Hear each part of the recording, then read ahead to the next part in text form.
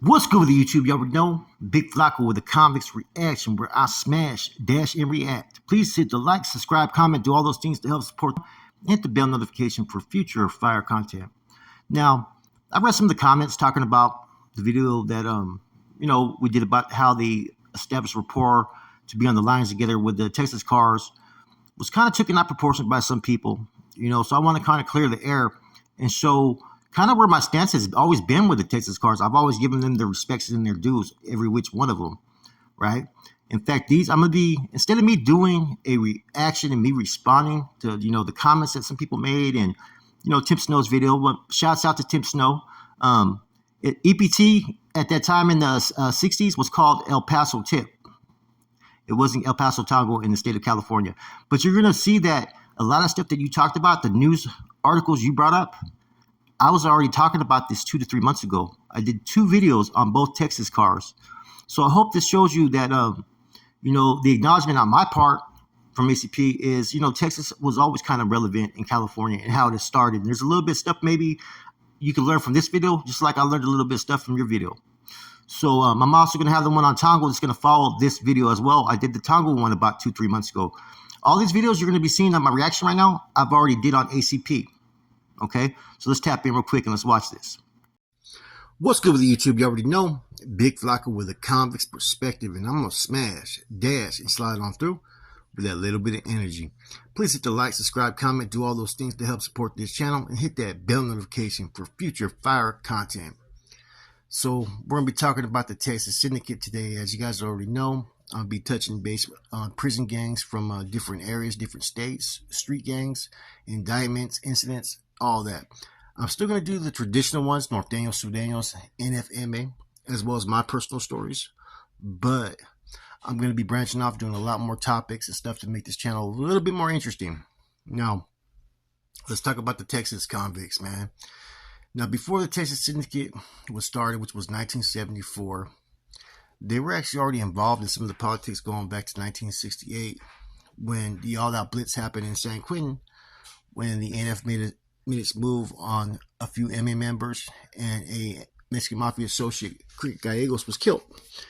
Now, what people don't know is that there was 3 different groups: the NF, the El Paso Tip, right, and then the Maravilla. Each group had committed to taking part in fighting MA aggression. So the moment that the NF did their first wave, if they didn't get all the targets out, El Paso was coming next, and so forth, and then Maravilla. Now, the TS were formed by individuals that were from Texas: Juan Bajaro Solis, Francisco Panchito Gonzalez, right? As well as there was only one member who wasn't originally from Texas, which was Tomas Tommy Chavez. Everybody else was from Texas, and I believe that they first started basically in Folsom and San Quentin. Now, they established the tip at that time, or, Texas Syndicate, with 8 rules at first. They later expanded it, but they decided to call themselves the El Sindicato Tejano, which is basically Texas Syndicate. Now, they also decided that they would no longer assist anybody that was just from Texas, right? You had to basically be in good standings with their organization. Now, an official logo was drawn up, made of a T superimposed with an S. Inmates who passed a 2-year probation period and background check were given the copia, which was the symbol. Now, it is believed that design came from the Folsom State Prison's East Gate emblem. Now, TS were heavily recruiting in the 70s, man, and they started to be recognized in California as one of the more violent organizations. The TS, like all groups, man, they basically established themselves to protect their people from Texas, the Chicanos or Mexicanos, right? Now, at that time, they didn't really have any exact enemies. There were skirmishes here and there, man, like it's going to happen in prison, right? But in the late 70s, the NF killed the TS member DVI Tracy. Now, I think this is a hit that got Corny his actually NF membership granted, because he's the one that went up in the cell with this dude that was, they said he was a Shidohu, kind of like gay, right? And then Corny basically took the dude out, man, kind of like a Miklo situation and stuff, right? Okay, so relationships were kind of a little bit of friction. Now, later on, they became good, and a lot of that was due to Copas, right? Hector Gallegos from Salinas was able to form an alliance, basically, right, between the NF Norteños and whatnot. Now that alliance was basically broken once again, right, due to lack of cooperation from both sides. Now in the 80s, you basically had a split at that time, right, and that kind of severed ties amongst the Northerners and TS at that time. I guess by 1988, the Northern TS thing kind of fizzled out. And by then, you had a lot of individuals that were TS members that were being put on B&L lists or being labeled garbage. Now, since a lot of the old school NF members have hit the feds and they were able to, you know what I'm saying, basically communicate with new individuals from the TS, it's allowed them to have a forged relationship once again. The TS and NF are kicking it pretty tight in the feds. Many TS members, you know, had connections out there to Gilroy and Portersville for some reason. Now, they also had a lot of TS members that congregated out there in Los Angeles, near downtown called Bunker Hill. That area is now full of like modern day skyscrapers, but before in the mid 50s, man, it looked a lot different. It was used for some location shots for the Oscar award winning film LA Cop. Now, in the 70s and 80s, a lot of times gang coordinators and detectives on the streets would assume that the TS was affiliated with the Mexican Mafia. This wasn't true, but in reality, the TS were an independent group. They often either leaned one way, either the NF or MA. Now, later on in the 2000s, when Tejanos declared war on the Sureños, that may have changed things a little bit more because now the TS is not programmed on yards with Sureños. Believe it or not, there's actually a split on this. Panchito Gonzalez, who was the leader at the time, in 1983 caused a split basically within the TS because he sided with the MA. Now, Juan Solis Vela, a.k.a. Barajo, who was a founding member of the TS, had died. Also, other founding members, Gonzalez and Vero, were the following. Caballo Ferias, who was housed at TDCJ's McConnell's unit in 2008 and is still a leader. Sonny Garcia, Little Joe Miranda, Chango Papi Acosta, Conejo Gonzalez, Goose Aguilar, Chicken Hawk Mendez, and Tommy Chavez, and Ruben de Houston. Some TS were sent to Texas Institution or paroled there after they did their CDC terms. Many of them went to Texas, returned to Texas. Some were on the streets. Some got transferred from prison to prison. But in any form of event, they all ended up in Texas, and that's how the TS started to take off in the Texas Department of Corrections. Now, from 1975 to 83, the TS were able to fucking operate incognito because all the attention was on the NF and MA, A, B, and BGF. Therefore, their numbers started to multiply. And this group was really treacherous, man. I think there's an incident that happened in the OK Corral in San Quentin people have talked about.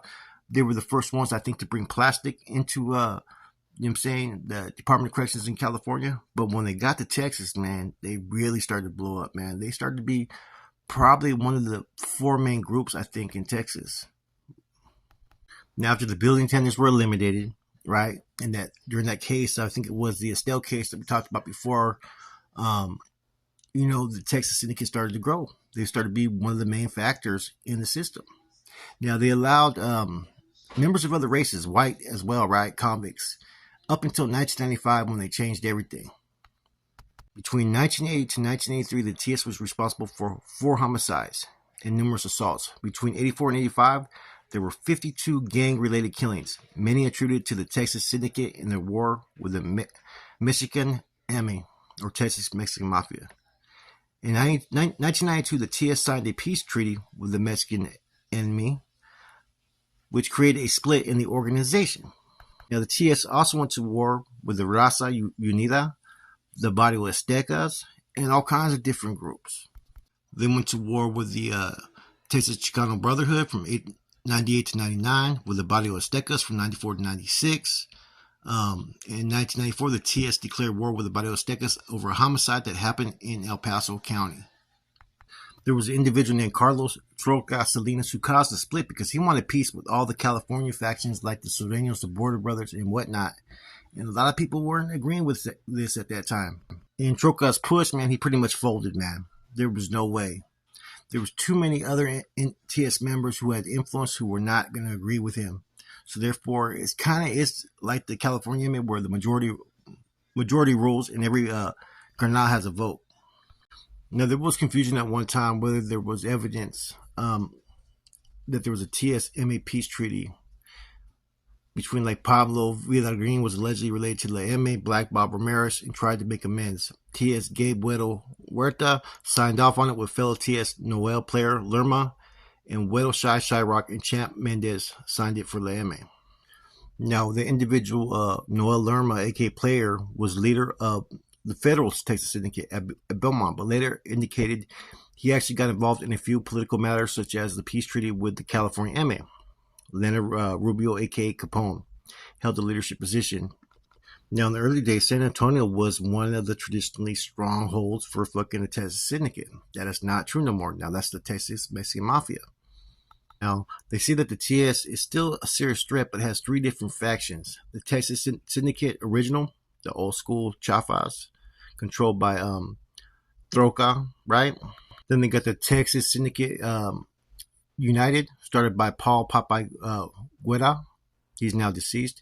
And the New Breed, which is the TS New School. You know, the TS are supposed to, when they get out there, generate money, sell drugs, and stay in contact and communicate, man. That's something that they're always going to be expected to do. You'll hear certain things like the cuernos, which is like the horns and so forth, man. And they have some basic, like, rules, like, that are very simple. See, the Texas Syndicate, to me, the way it's structured, it almost looks more like the Mexican Mafia of California. The Texas Mexican Mafia, right, is almost structured like the Nuestra Familia. Now, their chain of command system is pretty simple. They have an informal one. They call it the CIAS. They have the Jefe, which is the Institute headman. I think this position's been replaced. Lieutenant, Enforcer, which is kind of like the Sergeant of Arms. They have its soldiers and whatnot. And they also have the ones that communicate with the prisons. So they call them the pen. The TS was probably one of the first ones to really bring the California politics into the Texas prison system, therefore creating a change and for other prison gangs to follow. With that said, I hope you guys enjoyed this spill. It's your boy Flacco, Comics Perspective. I'm gone.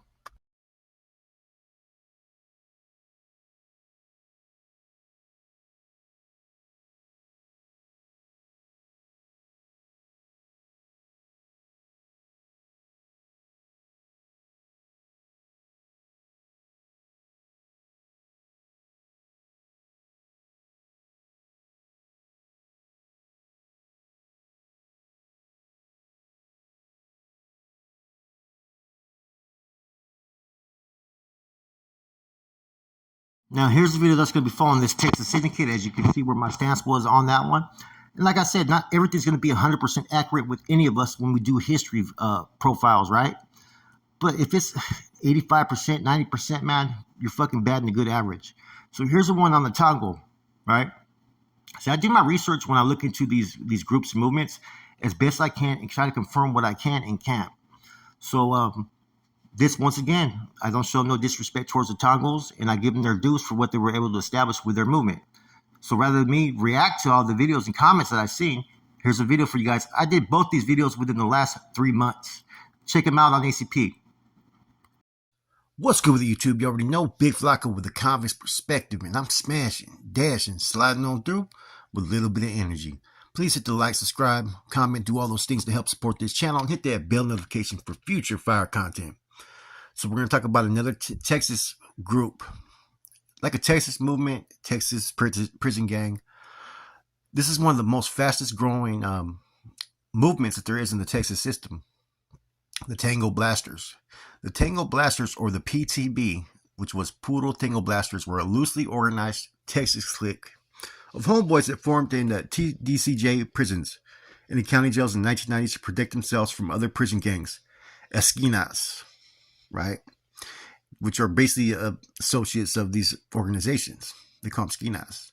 In 1998, the Tango Blast prison gang was formed in Clement State Prison in Brazoria, Texas. They stated they were not a prison gang, just a group of guys from the same neighborhoods. But, as their constitution and drawings suggest, they are no different. That's kind of a little interesting statement. So they have certain rules and certain regulations that have come about with some Tango members. By the year 2015, the Texas Department of Public Safety estimated that the Tangos had over 15,000 members, making them the biggest security threat group in all of Texas.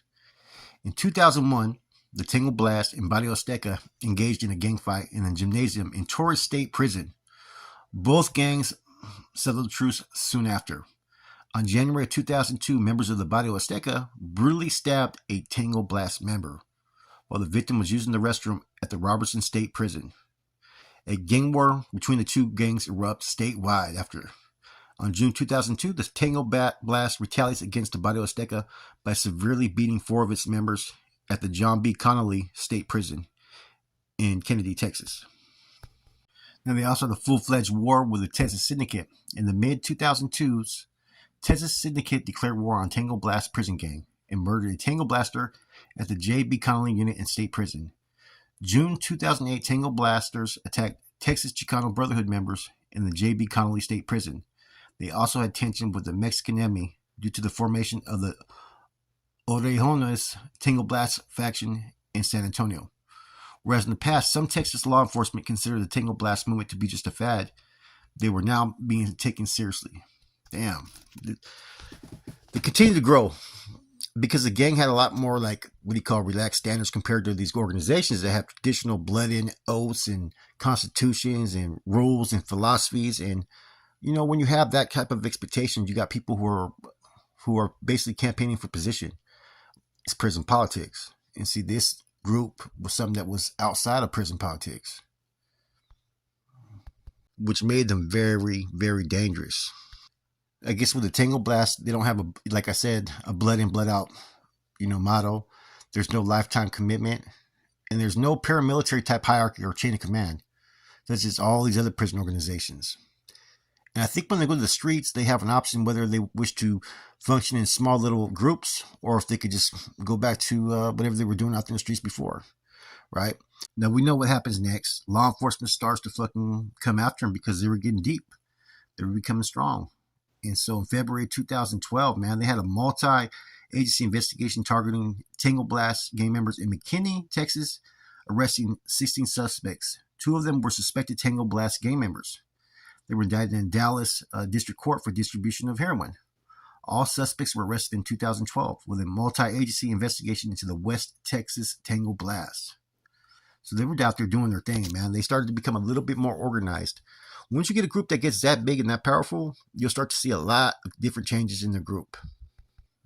Now, we already know that the Tango has a lot of sub-factions, a lot of sub-cliques, and one of the cliques that they have in El Paso is the EPT, the El Paso Tango, right? Which is an area, like I said, man, Barrio Azteca is also in the same area, right? So that's always been kind of a conflict of issue, right? Now, the Tango, like I said before, they don't have no type of chain of command, but they do have an elected spokesman at each institution, right? On the streets, the gang operates in small cells, right? Some Tango members actually leave the gang when they get to the streets. Now, the original Tango groups are the 4 horsemen for the 4 cities, which are Houston, right, which is the largest. Then you got D-Town. Then you got Forlitos, Fort Worth. And then you got ATX or Caparucha, the capital, Austin, Texas. Tangos often use tattoos like the skyline. They have their telephone area, whatever area code they're from. The Houston Astros, even the San Antonio Spurs. But we're going to talk about the San Antonio group in a minute, though, right? So, like I said, this is a big faction, man. And it's kind of crazy how they have so many subsets and they're able to coexist. It's kind of like the Bulldogs, but on a bigger scale and statewide. And see, the Tango, and I know it's all these Texas organizations, right? They can be at war for a minute and then there's peace, war, peace. And sometimes they have agreements based upon they have to coexist in the same environments. And a lot of times that has to do with drug business, though. Now, El Paso members are also sometimes called Chucos or 915. Now, you have another branch, which you have the Tango Blast Orejones, right? Which is a faction out there in San Antonio, Texas, which has always been in conflict with a lot of people from the Texas Mexican Mafia. Well, see, some of these areas will be at conflict. Sometimes they'll have working relationships. Like, for instance, Valucos and his Stone cliques have Tango Blast continue to have relationships with the Mexican cartels. Now, the Tango Orejon, right, often present themselves as Tango Orejones, 210s, San Antones, 15s, Deuce Dimes, and Puro Orejones, right? The word Tango Orejon has many different meanings, they say. The street slang word tango means hometown. Generally, when a new prisoner enters a unit, he is approached by another prisoner known as a greeter. This individual asks the prisoner a number of questions such as, what's your name? Why are you locked up? What's your tango? Now, some people say that the tango is supposed to mean this. It has an acronym, Together Against Negative Gang Organizations, which makes sense. The word orejon, right, is a complex origin. A number of older tango members, as well as older members of the Texas Mexican Mafia, they say that the term orejon originated in California system. According to these members, prisoners from San Antonio serving time in California prison were really close with the MA, the Mexican Mafia of California. It is kind of reported that the San Antonio convicts would alert members of the MA if trouble was brewing, if searches were going to happen, if there was a planned rival attack, and whatnot. So they basically called them like the ears for the Mexican Mafia.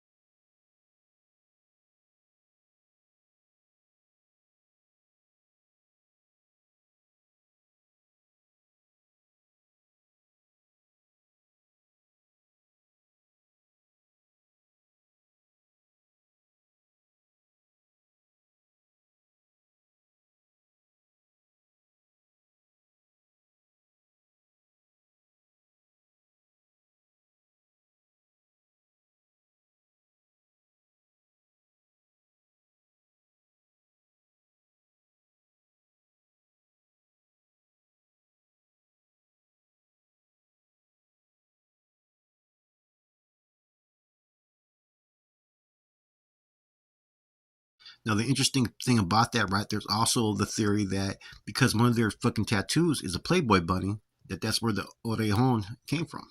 And they also have like the emblem of the Spurs and whatnot. They're basically, like I said, they're from San Antonio.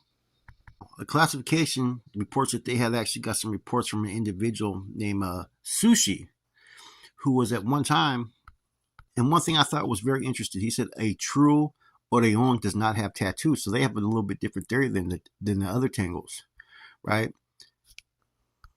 Now, they're not supposed to ever admit that they're a member. That's one of their rules. Now, it was supposed to be a prison thing, right? And that the Tango Orejon was founded off one rule: homeboys from San Antonio looking after homeboys from San Antonio. That's all it was. And that you were supposed to leave your street affiliations when you entered prison. That's why they're not supposed to get any type of tattoos or nothing like that. They're supposed to try to leave those old attitudes to the past, which is kind of different than other groups. You know what I'm saying? The one thing about the Tango that Blast, right, and all the Tango groups is that they have basically one rule: everyone has an equal vote. There's nobody that has authority position or more say so than the next man. Even if your spokesperson does not give you an authority, they don't have no constitution. They don't have no written rules. That's why it's hard to fucking pinpoint them in RICO acts, which is kind of smart. No one has complete control of the tangos, period. They have, like I said, different rules from institution to institution. And basically, they're like a cohesive unit all working together, it seems like, right, for the interest of the tangos. I haven't really heard about any set policy that's go forth. But see, basically, if you touch one of them, you're going to have to deal with every one of them. That's just how it is. Now, let's go on to the next part about this. The Tango doesn't really have an alliance. They're kind of like a sub-faction, kind of not. But back in the days, they kind of did represent themselves on their own. Like the Tango Blast, right, is more affiliated with the Texas Syndicate. Based upon the territories that they're in, they'll have better relationships with them, or they'll be at war with them. The Tango Orejon, right, for a time being, had a relationship with the Mexican Mafia, the Texas Mexican enemy. And we know the TS, right, and the Mexican enemy have had a long-term fucking feud, back and forth, peace at war. And the same thing could be said of the Tango Blast and the Tango Orejon, right? And that's just all by the regions of Texas where they're from. So the Tango Blast formed in 1990. The Tango Oregon actually officially broke off from the Mexican enemy in 1996. What you don't see too many people talk about, right, is the Oreons, right? Orejaons, right? Where at first they wanted to be part of the Mexican mafia. They were just lookouts or associates. They're kind of what you would consider like a camarada, like Southsider, right? Sureño. Or a esquina in Arizona. That's what they would be looked at as, right? And they were looked at as potential recruits, simply known as the Oreons, right? However, the time went on, right? The Mexican enemy took advantage of these individuals. Instead of members doing jobs, they started using the Oreons, right, to do the work. Basically, they were the crash dummies. They were individuals that had to put in all the work, make all the sacrifices, because this is what you did if you were working with the carnales. Some were given promises that they would advance in the gang and get membership and become a carnal. And a lot of times, individuals didn't even get it done. So, of course, they started to have animosity and hostilities within the group. And that's what caused them to break away. And by them breaking off their association with the MA is how they formed their own fucking Tango. Now, when the Tango finally broke away from the Mexican mafia, they basically got rid of the tank bosses, right, and started doing their own fucking thing. The tank bosses, which were low-ranking mixed mafia members, and then you'd have the basically the enforcers, which were the Oreons. Now, when everything changed, they no longer had any tank bosses. If you tried to come in there and try to be a tank boss, you were going to get removed, you were going to get smashed and sent on your fucking way. My perspective in doing all my research and looking into the Tango, they're the best example of a group that has protection from the gang without having all the politics and rules that the prison gangs normally have, right? And they don't have no one leader like the Mexican Mafia does or these other groups, you know what I'm saying? Because they've seen how that has happened with certain individuals that are of power. The tyranny, the corruption, all that stuff happens when you have just one leader. Now, you don't have no statuses, but you have some certain things that are kind of like a rank almost, but they're not. They're categories. First, you have the quota. That's basically someone who has to get quota checked, or is basically an individual that comes in and is trying to become a part of the Tangles. And while you're a quota, right, you're in the beginning stages of proving yourself. Sometimes, right, people from your town will come in and say, look at you and say, come on, man, quota check. They'll pull you to the side, and you're going to have to chunk them to see what time it is. You may have to prove yourself, right? Like I said, there's going to be a lot of different things until you're proven to be worthy and accepted, right? Now, if you're under the title of quota, right, that means you are just a prospect. You have no right to vote within the Tango group. I remember I was in Santa Rita, and this individual came from Tejas. He was got busted with some yes guy, right? And he had a warrant out there in fucking Texas. So I remember fucking we had give him a care package and took care of him and stuff, right? Because, you know, hey, there was like just 3 homeboys in him. And so he broke it down what the quota check was. It was kind of interesting, right? Now, the next category is a homeboy. He's been explained by others members that the homeboy is someone who's been proven through his quota test in the Texas system. A homeboy has the ability to vote, preside over a quota check, and be voted into a position of spokesman. Now, a spokesman is picked from the group, right, of homeboys. A spokesman is not a leader of the Tango, right? Only the voice of the group on that date and time. The spokesman can be replaced any day by any homeboy as long as the Tango or the home members voted and agreed upon it. Even though they weren't supposed to be established off rules have been written down to get them on the same fucking path. They established some rules, right, and regularized, right, but a lot of which they started to study and whatnot and streamline it, coordinate it within the organization, right? But they still rejected any form of constitution or document that required them to continue membership outside of prison walls. So basically, they do have a commitment while they're behind the walls. Now, I think I talked about the San Antonio Spurs, the 5-point star. All those are tattoo symbols of the Tango Rayon. They also got a 5-point star and a bunny like the Playboys, man. They're basically compas, huh? The number 15 for the 15th letter of the alphabet, O, is also another way to identify someone that's a Tango Rayon. You also see 20, 2010, and all these different things that are kind of like I said, man. The Alamo, downtown San Antonio, skyscrapers, all that stuff. 2015 is another one as well. Now, the Mexican enemy, right? Texas Mexican Mafia kind of felt disrespected when they started to break off, right? So they had an unofficial war because they were trying to get the Oreons back in submission under Mexican authority. Although Texas Mexican Mafia was more dangerous, right? The Tango Oreon greatly outnumbered them. Now, this is an unofficial war. You know what I'm saying? The interesting thing about it is most of these guys were related. Now, this is kind of one thing I found interesting, that a lot of Mexican and Tango Oreon members, you have one are the fathers and one are the sons, right? Which was kind of interesting, right? And I thought that was kind of crazy. So, but there's always been a little tension based upon that. But Texas, the Oreon broke away from them and became a Tango subset in 1996. Like the Mexican Army is kind of like a strict organization, a lot of discipline. The Tango wanted to get away from that. The Mexican Army is a criminal organization. The Tango men are a bunch of gang members, right? And the members of the originating Tango Oreon were close students of the organization. So they did not want to go down the same path that they seen from the Mexican Army, right? They felt that there should be no leadership from just one person. So they wanted to avoid tyrannical type of control, as they had seen with the individual Herb Huerta. So a lot of them vowed not to create this Tango Oreon that would be totally different than what the Mexican Army was, because they witnessed it. They seen it. And the other thing was they wanted to keep this organization only behind the walls. Therefore, there was no reporting and there was no taxes, which I think is really key. It seemed like the months after the Texas Oreon was created, their recruitment went through the fucking roof, because a lot of people wanted to they wanted to commit. They were feeling it. No more paying taxes to the MA. You know, being able to do what you want but still have the same protection. It was a win-win for a lot of individuals. Even recruited some black and white, because it started to become, if you were from San Antonio, you could join. Now, not having any leadership, ranks, or structure, at least a lot of chaos and a lot of mess, which meant you started having a who's who. Now, a domino effect started to happen where the gangs started to fight within each other over rumors, over, you know what I'm saying, hearsay. Some individuals were like degenerates. Shortly after, you started having young members starting to impose disciplinary sanctions and violations and rules and regulations. Something they said that they were never going to be part of, but they had a lot of infighting because they were not organized. Strong in numbers, but not organized. You know, the Tangos, right, are currently in a transition phase. The gang is attempting to be structured and basic with a base leadership, right? But the same token, this is not what they were started over, right?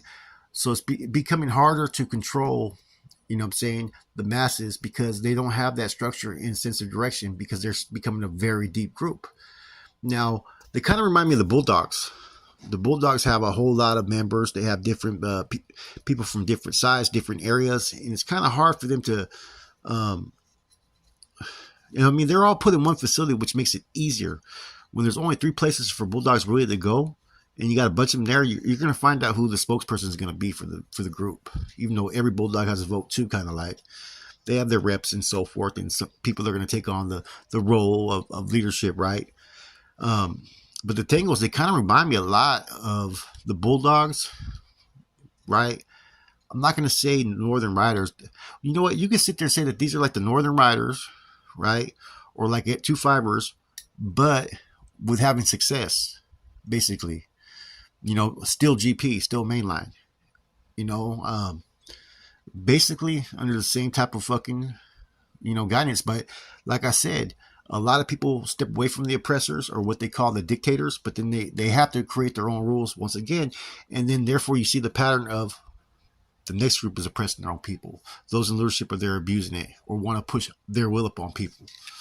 Anyways, yeah, I want to interview a Tango member because I think this shit's fucking interesting, man. You know, they're like I said, they're like a prison movement, but not a prison movement. It's like you can go to prison and you can be part of this group, and where you want to place yourself in that group is upon what you want to put into it. It's as simple as that. With that said, your boy Flacco, Convicts Perspective. I'm gone.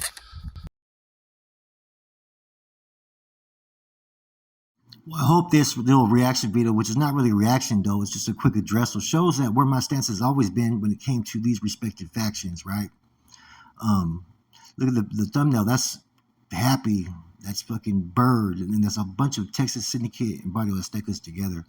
The Texas cars were in the system, It was a very corrupt time, though. There was a lot of shit going on. You know, a lot of people playing games, but they held their own. You know, and I think I showed them respect on that, as well as I think my address on the Tango, right? Which a few Tangos gave me props for the research I did on it. Now, none of these are 100% accurate, but it's been told through the eyes of different individuals of their truth that I've learned and gathered information over the years.